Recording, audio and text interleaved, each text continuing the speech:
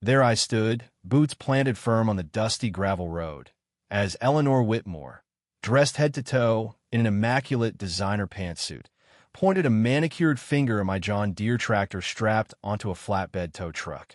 She was shrieking about property values. That's when I looked her square in the eye and said, "Ma'am, that tractor you're towing isn't just mine. It belongs to the United States government." The color drained from her face. Priceless.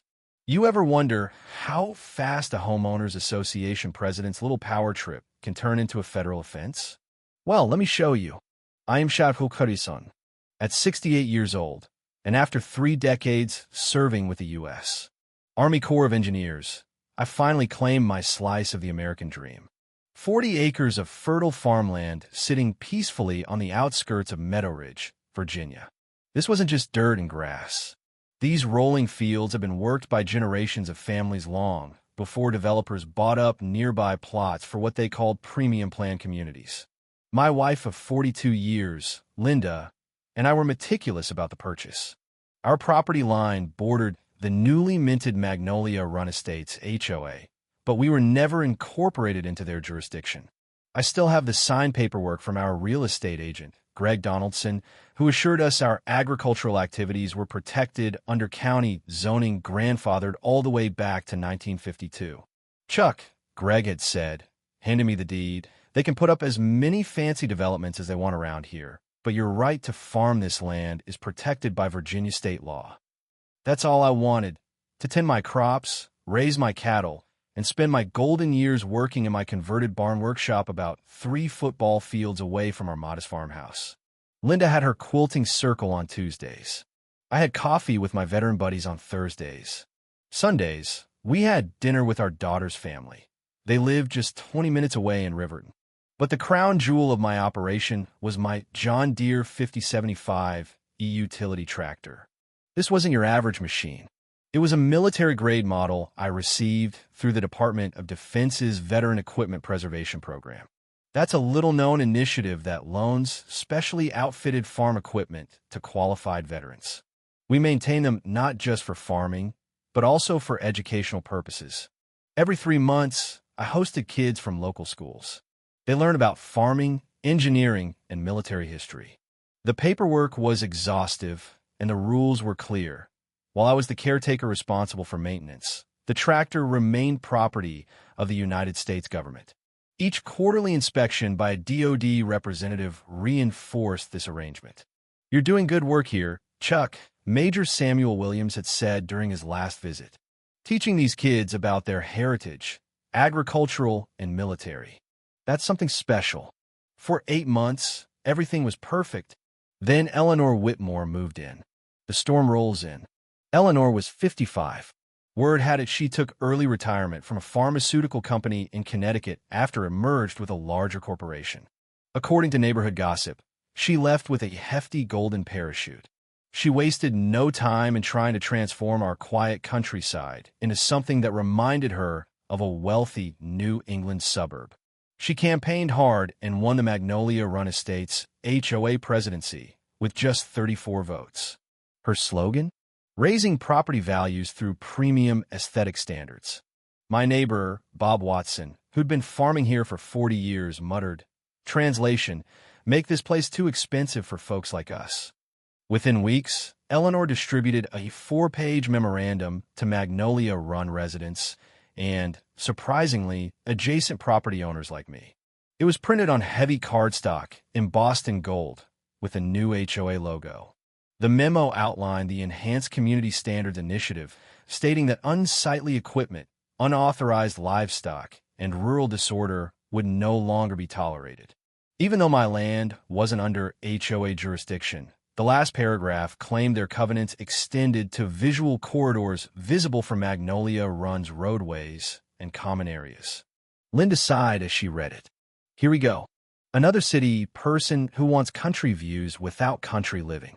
I've always believed in addressing things head-on, so I invited Eleanor over for coffee that Saturday. She arrived in a pearl-white Range Rover, wearing a crisp navy suit that didn't quite belong on a dirt road. We sat in my kitchen while I calmly laid out my zoning documentation. I explained the military significance of my John Deere tractor, how it was part of an educational outreach program. I even invited her to the upcoming school visit. Local fourth graders were coming to learn about farming and military support equipment. To my surprise, the event was a hit. Several Magnolia Run residents brought their grandkids and openly praised my farm. Dr. Leonard Harris, a retired history professor who had just moved in, shook my hand. "This is why we moved here," he said. A blend of rural heritage and modern comfort. Eleanor watched from the sidelines, her smile tight as a drumhead. Later, she approached me. "The children's program is quaint," she admitted, "but it doesn't change the fact that the equipment is visible from our community entrance." "That green monstrosity has to go," she said, gesturing toward my John Deere. "Rules are rules, Mr. Harrison. They're not your rules," I reminded her. The war of letters and law. Eleanor doubled down. Certified letters arrived weekly, demanding I remove what she called derelict machinery. The third came on letterhead from Winston Va, Leeds Attorneys at Law, her brother-in-law's firm, I later found out. When I sent back my zoning documents and legal surveys, she pivoted to noise complaints. According to her, my 7 a.m. tractor work violated quiet hours. Then came the county inspector. Miguel Sanchez was courteous. He spent 2 hours touring my farm and left impressed. "Mr.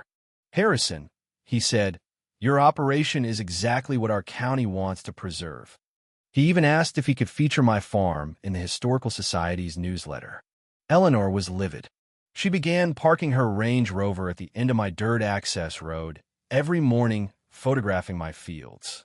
My security cameras, installed after Linda found our mailbox tampered with, caught her trespassing for close-ups of the tractor. Deputy Sheriff Thomas Cooper reviewed the footage and issued a formal trespass warning. She claimed it was an easement. Tom chuckled later at our Veterans Coffee group. Some folks move to the country and bring the city entitlement with them. Thinking the matter was settled, Linda and I spent a few days helping our daughter after she gave birth to our first grandchild. We returned home to find my John Deere tractor missing. The showdown. I was already on the phone with Sheriff Cooper when Linda found an envelope taped to our door. It was a notice of nuisance abatement printed on Magnolia Run Estates letterhead. The document stated that unauthorized equipment violating aesthetic standards had been removed. At the bottom was Eleanor's signature. The impound lot confirmed it. Lady in a blue suit said it was unauthorized equipment. The clerk said, "Tow fee is $1,200 plus $150 per day." Then Eleanor called. "I thought it best to inform you personally," she said, almost purring. "The entrance looks so much better already." "Eleanor," I said slowly, "that tractor isn't just mine. It belongs to the United States military." "It's an eyesore," she snapped, "and now it's gone." What Eleanor didn't know was that my John Deere displayed government property tags. Unauthorized removal? Federal offense.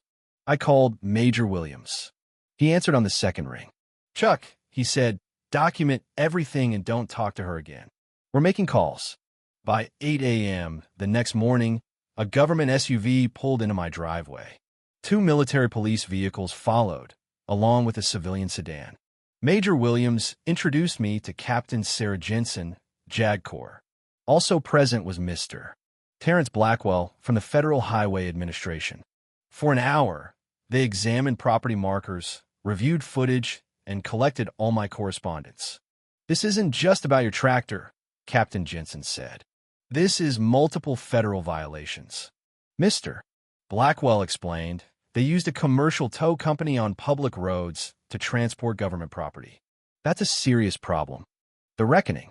Major Williams stepped aside to make a phone call. When he returned, he said, "Chuck, I've run this program for 6 years. We've had vandalism and minor theft, but never this." They halted the impound process immediately. The tow truck was redirected, bringing my John Deere straight back to my farm. As I waited, a white Range Rover barreled up the road. Eleanor stepped out, clutching her designer bag and a leather portfolio. "What's the meaning of this?" she barked. I tipped my hat. "That tractor you tow belongs to the United States military, ma'am." Captain Jensen stepped in. "Ma'am, You facilitated multiple federal offenses. The tow truck driver looked like he wished he was anywhere else. She told me it was abandoned equipment, he said, hands shaking. Mr. Blackwell handed Eleanor a photo showing the federal property plate. This is under Title 41 of the U.S. Code. Eleanor stammered. I wasn't aware. Captain Jensen wasn't having it. The vehicle was 38 feet inside Mr. Harrison's property line. Then they played security footage showing Eleanor directing the tow. Captain Jensen handed her a cease and desist order.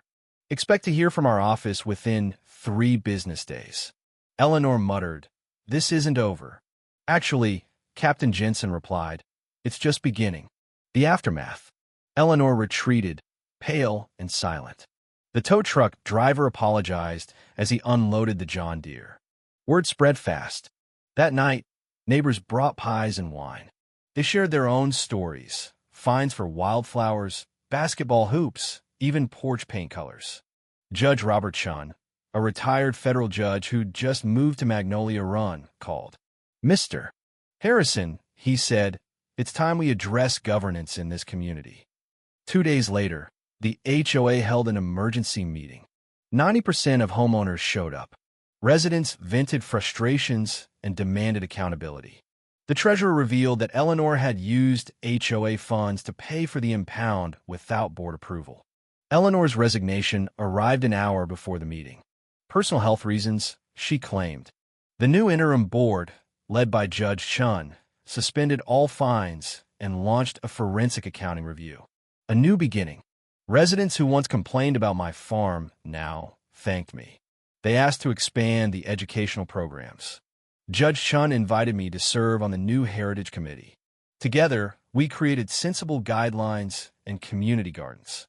6 months later, Magnolia Run Estates received a regional award for agricultural heritage integration. The plaque in their clubhouse includes a photo of my John Deere surrounded by smiling children. And Eleanor?